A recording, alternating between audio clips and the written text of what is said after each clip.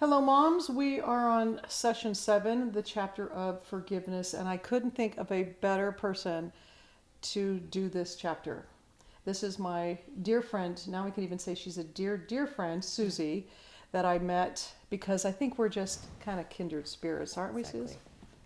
Look at this. This wasn't even really planned. Well, maybe it was a little bit planned. She had her boots on, and I wanted to have mine on. Exactly. So, this is a hard chapter because there are so many people, starting with God, that we may want to forgive. And in this book, I had written a quote that said, "Unforgiveness is like a lodged pebble in your boot that penetrates deeper with every step." Basically, saying that the longer that you hang on to unforgiveness, it's just going to hurt more and more for you. And the scripture is Colossians 3:13. "Bear with each other and forgive one another. If any of you has a grievance against someone, forgive as the Lord forgave you." Mm-hmm. So, Susie, Yes. how are you?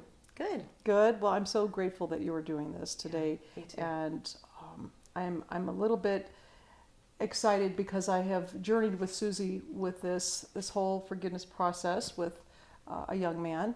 Mm-hmm. And when I first met her, how did I first meet you? Why don't you tell the You moms? first met me through a relative who connected me to watch your Facebook Live because she thought it would help, and I did, and researched, kind of looked you up, and realized that we were a lot alike. So I reached out, and took us a couple months to connect, but when we finally did, it was definitely worth the wait.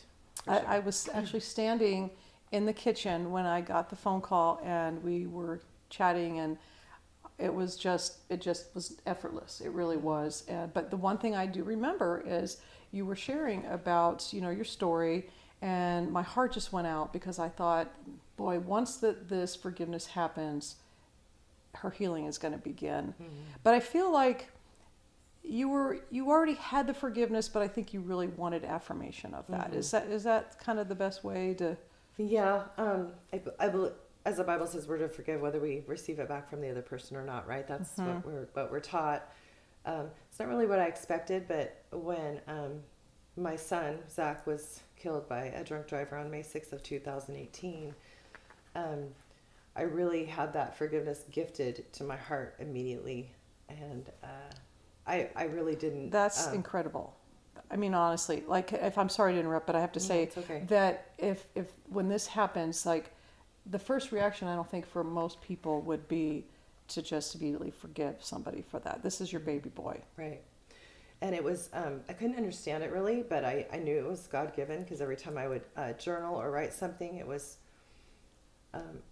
all grace, all forgiveness, all mercy. And I didn't understand, but I knew that's what God was doing in my heart for this person. And I had eyes for him, like as if he were what if this were Zach that did this? What if this were my other son Javen? What if this were Gabe? What if this were one of my children that had done this? How would I feel? And it gave me just a different perspective on how to look at him.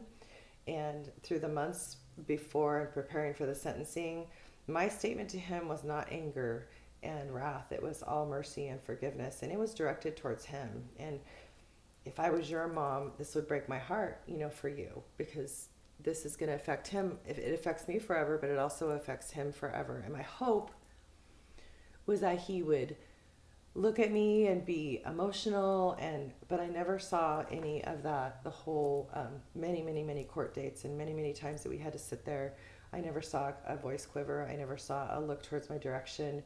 And so it was hard to walk that out, but I continued to walk it out in hope. And that's kind of where Jackie had shared with me, Susie, if you don't receive that, what I know, I so wanted that I'm sorry, and that embrace. And I just had this vision in my mind of him coming to me and me going to him, and us Those hugging expectations. and crying, and she just was being wise and setting me up for, just if that didn't happen, it's still okay, and she's right, it would still be okay, but I still wanted that. So there was that yearning for me to get that. So it was a hard road, and I prayed and I prayed and I prayed, and all of my friends and people who were close to me knew that that's what I really wanted. I still would forgive him, but then there was that battle between the world, people that are in, Mothers Against Drunk Driving, and just that wrath that they wanted me to have towards this person. And when the sentencing came and it wasn't what it was agreed upon in mediation, I knew in my gut that was God. And even though it didn't make sense to the human eye, as to what it should be, what's fair, what is fair? Life isn't fair, right? But I knew in my gut, okay, God has a plan, because, people in my state that even are in a possession of a drug get a longer sentence than what this person did. And he was out in 6 months. And during that 6 months, I still didn't hear anything from him. So I got really discouraged and just felt super anxious inside my heart. But he was required to reach out to me to speak at a victim impact panel. Something that I could have said no to, but I chose to say, I want him to do the hard thing, because that'll be my opportunity to share with him my heart, to see his heart. And when it happened, it was a miracle. It really was a miracle. Well, and in addition to Susie's, like, the extreme other side of forgiveness was something that is so incredibly supernatural of God to put this on your heart. We have the forgiveness that we may need to have for God, for one another, and like forgiving ourselves, forgiving a spouse, forgiving a best friend, forgiving one of our children. I mean, there's just so many things that we could have forgiveness for. And so take that and think about who it is that you need to forgive. So, Susie, was there just a moment that you just felt like, I don't know if this is really going to ever happen, and yes, I have to be okay with this? Yeah, when he was also court-ordered to go appear at a victim impact panel, so he was already out of prison. And so I attended that, and I thought, okay, well, this is a really good opportunity for him to he's out, right? I figure he can talk to me at this point. And I saw him walk right by me. He saw me. He knows who I am. He knew who I was before the accident happened, or crash, excuse me. I always say that. But anyways, I was extremely discouraged after that, thinking that it wasn't going to happen. And then when he was supposed to call me, didn't call that first night. So, of course, the anticipation of receiving this phone call from this person that I've been praying for 2 years plus didn't happen. And my Mothers Against Drunk Driving coordinator said, Susie, I'm just going to call it off. I'm just going to call it. This is too hard on you. And I said, no, let's give him another chance, because I want to talk to him. And so the call happened that night between 5 and 7. So I went to my happy place, which is my horses. I drove out there, settled on my horse, got on, and right when I hopped on, he called. And the words just of life from Jesus, I prayed and because I didn't know what I was going to say.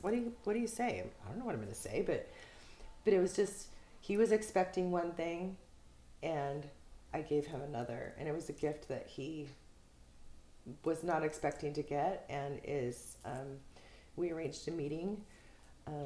He was dumbfounded at the end of the phone call, and I just said, this isn't something I want to talk about on the phone. Holy, would you be willing to meet with me? And he said, yes, of course. And so when we met, and the miracle of it is that my vision wasn't just something I made up in my mind. It's something that actually happened.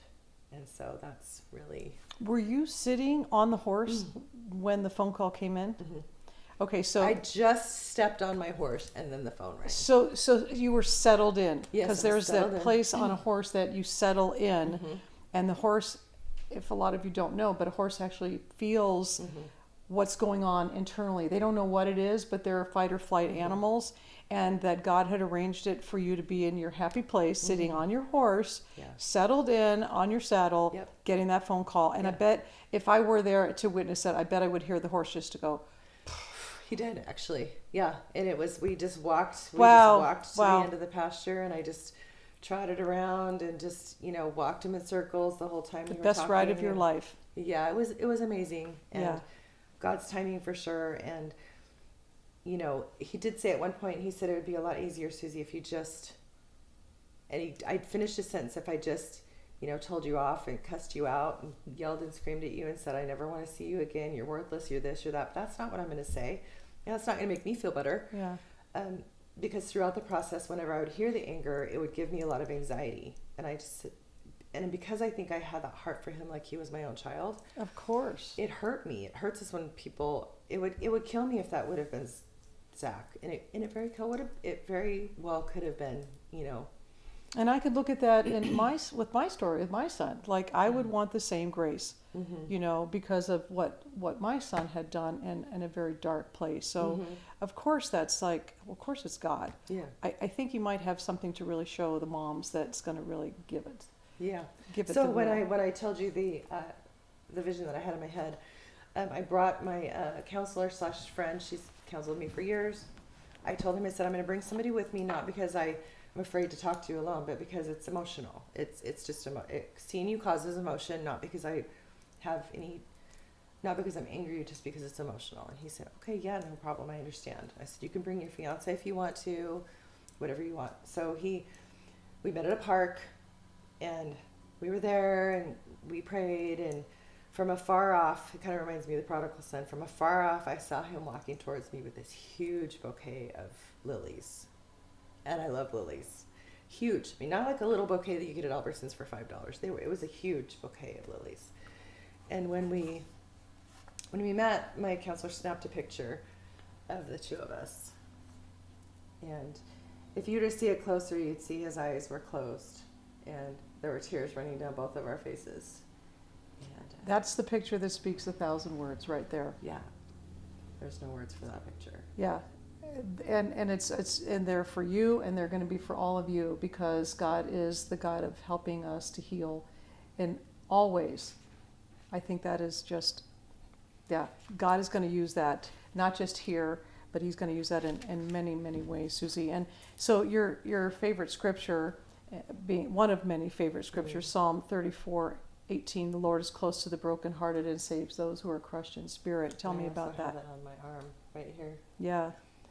That was just a scripture, like you said, one of many. I don't have like one specific favorite one, but that was one that really ministered to me during that first few days after the crash happened. And you know, you're just overwhelmed with so many things and decisions that you never thought you'd have to make before in your life, and grappling with this person that I didn't know, and feeling so bad and really not knowing what to feel. And God was he was just right there. He's just so close to our broken hearts. And we need to remember that, when, even though he may feel really far away and we feel like we're in a really dark place, he promises that he's right there beside you. I love that. I love that. Thank you so much, because it takes a lot of courage to share your story like that. And yeah, it's like I said, it's like Zach and Randy are up there. Yeah. They're lifting weights together. Weights. Yeah. Yeah. And they're looking at their crazy moms with our crazy boots. fun boots together. Yeah. And I'm so grateful for you saying that. And I know the moms are too. So Yeah. I love you so much. I love you too. Thank you for having me.